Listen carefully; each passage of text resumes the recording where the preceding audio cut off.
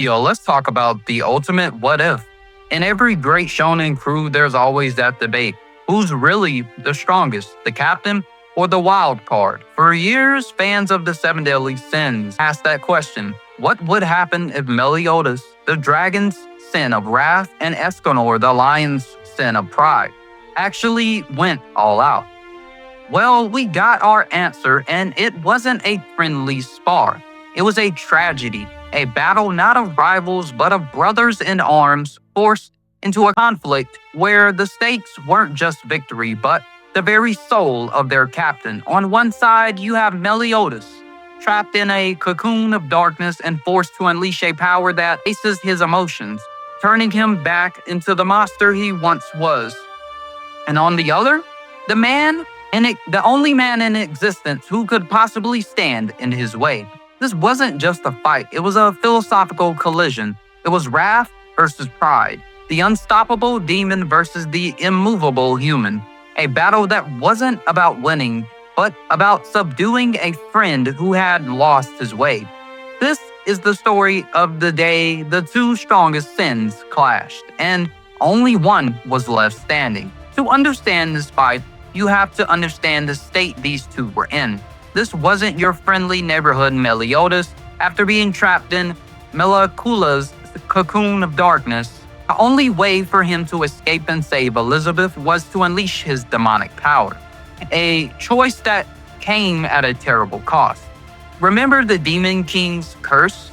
Every time Meliodas dies, he's resurrected, but a piece of his emotion is consumed to feel his return to the ruthless leader of the Ten Commandments he once was. This assault mode is the culmination of that process. It's not just a power-up, it's a regression. He has the power of his prime, a staggering power level of 142,000, but he's lost the very thing that made him a hero, his heart. He's not fighting with rage, he's fighting with cold, calculating wrath of a demon prince who sees his friends as little more than obstacles. He's a weapon pointed at the world, and the sins have to find a way to disarm him without getting killed in the process. And who do you send to stop a walking apocalypse? You send a god. Enter Escanor, the lion's sin of pride. His power, sunshine, is one of the four graces of the supreme deity, and it makes him the living embodiment of the sun. At night, he's the weakest holy knight in Britannia, a timid, apologetic man, but as the sun rises, his power grows exponentially, transforming him into a mountain of muscle and arrogance. His sin, pride, isn't just a personality flaw, it's the very engine of his power. It's a complete, unshakable belief that he stands at the pinnacle of all races.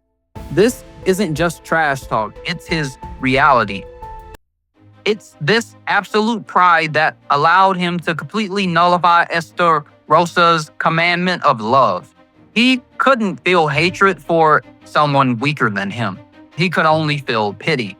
This is the man stepping up to Meliodas, not a rival, but a loyal subordinate whose defining characteristic is an arrogance so profound it borders on a law of physics.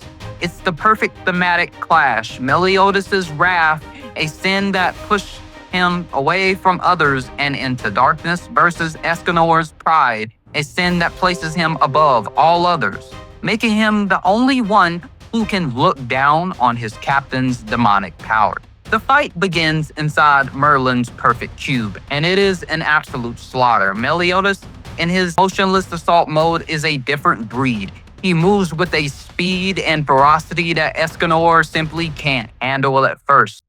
Meliodas isn't just fighting, he's dissecting him. He closes the distance, takes Escanor's own axe, and uses it against him. He punches Escanor with such force that the lion's sin bounces around the magical cube like a pinball. For the majority of this fight, Meliodas is in complete control. He's toying with Escanor, treating the strongest holy knight in Britannia like a sparring partner, a warm-up. From Meliodas' perspective, this is just another day at the office for the former leader of the Ten Commandments. He even praises Escanor, calling him an impressive human.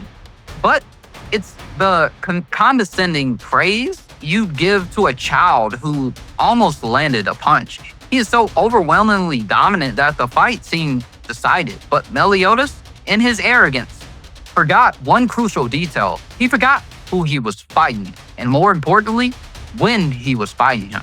The tide begins to turn as high noon approaches. Escanor's power sunshine starts to surge. The wounds he sustained begin to close. The heat radiating from his body intensifies to the point that Meliodas' own darkness starts to evaporate. The power levels are shifting in real time, and the arrogant demon prince is about to get a lesson in what true power looks like. For 1 minute, Escanor becomes the One. This isn't just a power-up, it's a state of being. He becomes an invincible manifestation of power itself, a being whose strength is said to be absolute. Meliodas, sensing the shift, surrounds himself in darkness and unleashes his ultimate attack, Kami Chigagiri, or 1,000 Divine Slashes. A flurry of attacks, each one capable of leveling a mountain. And nothing happens. 1,000 Divine Slashes, and all they do is give Escanor a slight itch. The look on Meliodas' face says it all. The hunter has become the prey. The power dynamic has been completely and utterly shattered. What happens next is not a fight, it's a judgment. Escanor, now at the absolute zenith of his power, looks down on his captain. Meliodas, for the first time, is the one on the back foot, and he charges in for one last desperate attack. Escanor doesn't even use his axe. He doesn't need a fancy named weapon. He simply swings his hand, divine sword, Escanor, a single, clean chop that moves with such force it slices a massive gushing wound across Meliodas' chest, nearly splitting him in two. And just like that, it's over. Meliodas is incapacitated. His demon power broken. Escanor won. But the context of this victory is everything. This wasn't a fight he wanted.